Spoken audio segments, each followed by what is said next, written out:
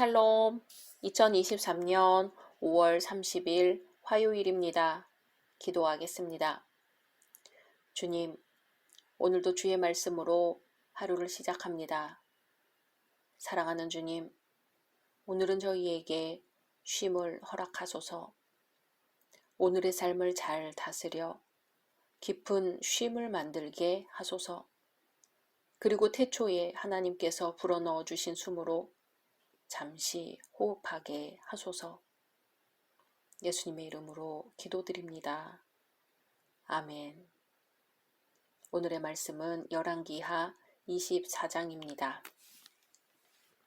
여호야김 시대에 바벨론의 왕 느부갓네살이 올라오매 여호야김이 3년간 섬기다가 돌아서 그를 배반하였더니 여호와께서 그의 종 선지자들을 통하여 하신 말씀과 같이 갈대아의 부대와 아람의 부대와 모압의 부대와 암몬 자손의 부대를 여호야김에게로 보내 유다를 쳐 멸하려 하시니 이 일이 유다에 임함은 곧 여호와의 말씀대로 그들을 자기 앞에서 물리치고자 하심이니 이는 므낫세의 지은 모든 죄 때문이며 또 그가 무지한 자의 피를 흘려 그의 피가 예루살렘에 가득하게 하였음이라. 여호와께서 사하시기를 즐겨하지 아니하시니라. 여호야김의 남은 사적과 행한 모든 일은 유다 왕 역대지략에 기록되지 아니하였느냐. 여호야김이 그의 조상들과 함께 잠에 그의 아들 여호야긴이 대신하여 왕이 되니라. 애굽 왕이 다시는 그 나라에서 나오지 못하였으니 이는 바벨론 왕이 애굽 강에서부터 유브라데 강까지 애굽 왕에게 속한 땅을 다 점령하였음이더라. 여호야긴이 왕이 될 때에 나이가 18세라. 예루살렘에서 석 달간 다스리니라. 그의 어머니의 이름은 느후스다요 예루살렘 엘라단의 딸이더라. 여호야긴이 그의 아버지의 모든 행위를 따라서 여호와께서 보시기에 악을 행하였더라. 그때의 바벨론의 왕 느부갓네살의 신복들이 예루살렘에 올라와서 그 성을 애워싸니라. 그의 신복들이 애워쌀 때에 바벨론의 왕 느부갓네살도 그 성에 이르니 유다의 왕 여호야긴이 그의 어머니와 신복과 지도자들과 내시들과 함께 바벨론 왕에게 나아가매 왕이 잡으니 때는 바벨론의 왕 8째 해이라.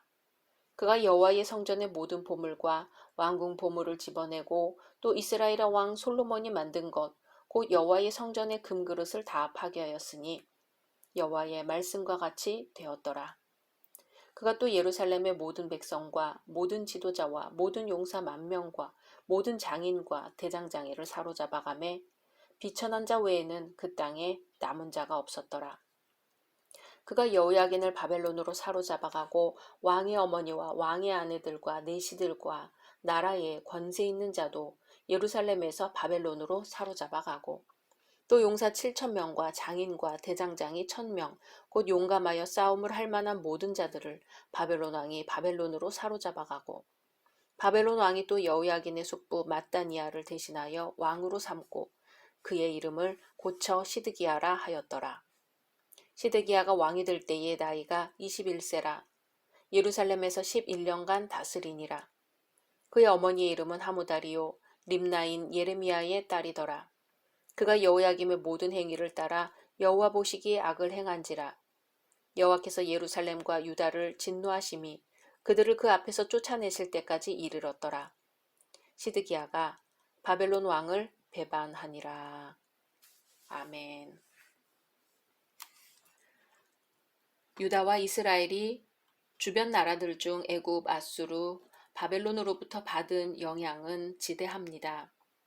이 나라들은 한결같이 주변 나라들을 대부분 정복해버린 강력한 나라들이었죠. 이스라엘은 400여 년 동안 애굽에 거주하다가 출애굽하여 가나안으로 이주하였고 북이스라엘은 아수르에 의해 멸망했으며 남유다는 바벨론에 의해 멸망했습니다.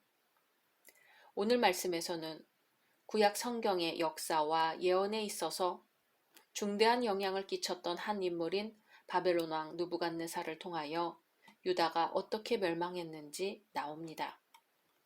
1절 여호야김 시대에 바벨론 왕 느부갓네살이 올라오매 여호야김이 3년을 섬기다가 돌이켜 저를 배반하였더니 느부갓네살 왕은 유다의 여호야김 왕에게 공물을 받았고 유다를 3년간 속국 상태로 붙들어 두었습니다. 느부갓네살은 여호야김의 재위 제4년 때부터 유다를 통치하기 시작했습니다. 여호야김 재위 8년에는 느부갓네살이 여호야김을 포로로 잡아갔지만 자기에게 충성을 바치기로 약속하고 그에게 자유를 회복시켜 주었습니다.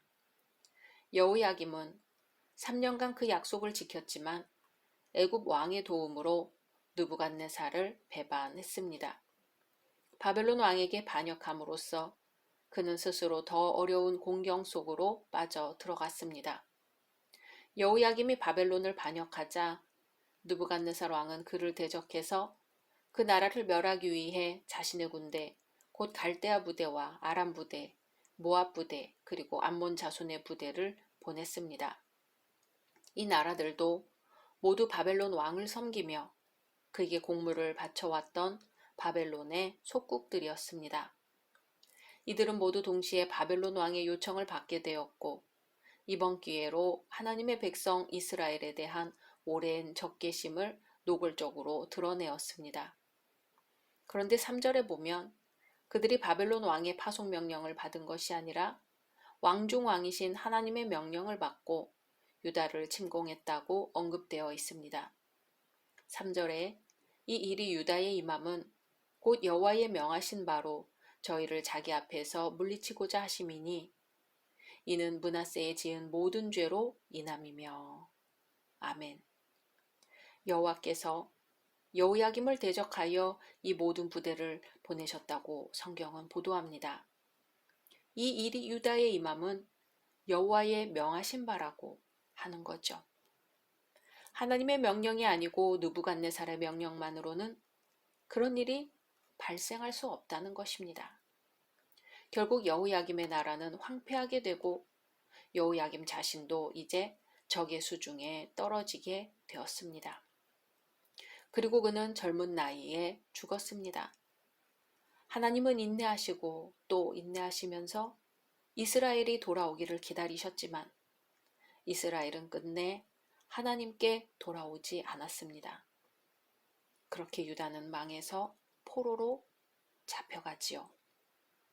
이제 여호야긴이 18세의 나이로 왕위에 오릅니다.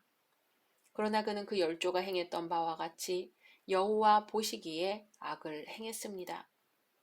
여호야긴이 정권을 잡은 바로 그때부터 그와 그의 족속과 그리고 그 백성에게는 재난이 내려졌는데 매우 가혹한 재난이었습니다. 예루살렘이 바벨론 왕에 의해서 포위된 것이었습니다. 여호야긴은 즉시 무조건 항복했습니다. 그리하여 그와 왕족들, 그의 어머니와 아내들, 그의 종들과 방백들은 전쟁 포로가 되어버렸습니다. 느부갓네살 왕이 나라와 성전 기물을 모두 약탈합니다. 성경은 13절에 저가 여호와의 전의 모든 보물과 왕궁 보물을 집어내고 또 이스라엘 왕 솔로몬이 만든 것, 곧 여호와의 전의 금기명을 다 회파하였으니 여호와의 말씀과 같이 되었더라고 보도합니다.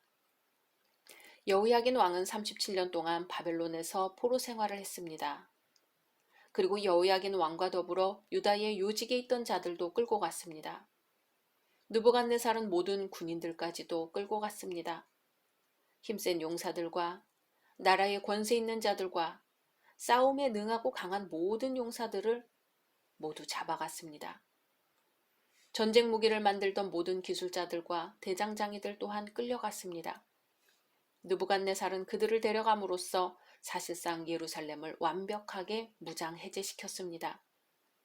그렇게 끌려간 포로들 중에는 에스겔 선지자와 모르드게를 비롯한 유다의 귀인들이 다수 있었습니다. 바벨론 왕은 여호야긴의 대리로 시드기야를 왕으로 세웠습니다. 이 시드기야는 유다의 마지막 왕이었지요. 시드기야라는 이름은 여호와의 정의를 뜻합니다. 그러나 시드기야도 참 불행한 왕이었습니다.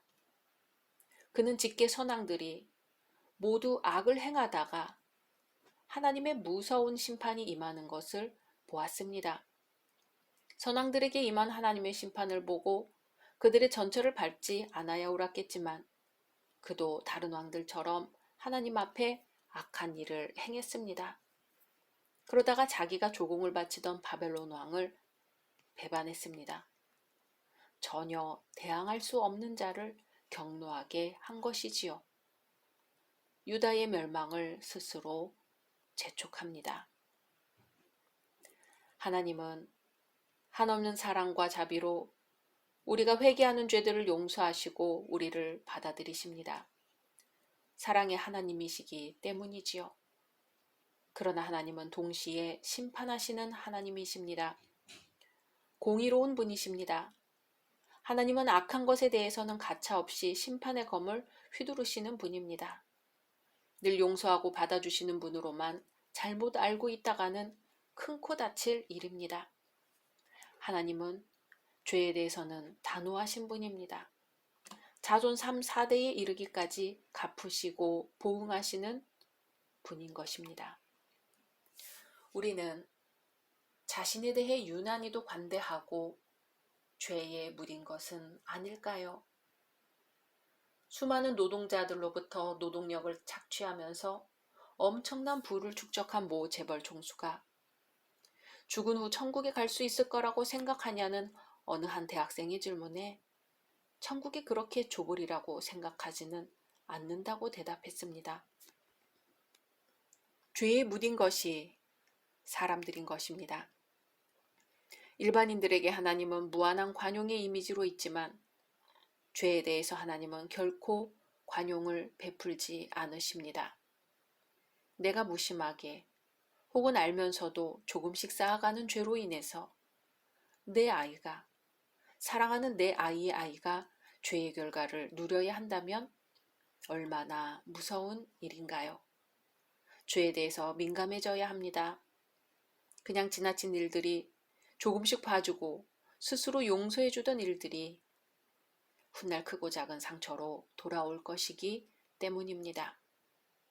내 몸을 상하게 하고 내 가족에게 상처를 주고 내 자손에게까지 이어져 결국은 하나님이 용서하기를 원하지 않을 만한 죄는 없는지 돌아볼 일입니다. 예수님은 공생의 사역을 시작하시면서 말씀하셨습니다. 회개하라. 천국이 가까이 왔다. 오늘은 우리의 무뎌진 양심, 무뎌진 신앙을 주님의 말씀의 거울에 비추어 보아야 할 것입니다. 각자 말씀 묵상하신 후 주기도문으로 마치겠습니다.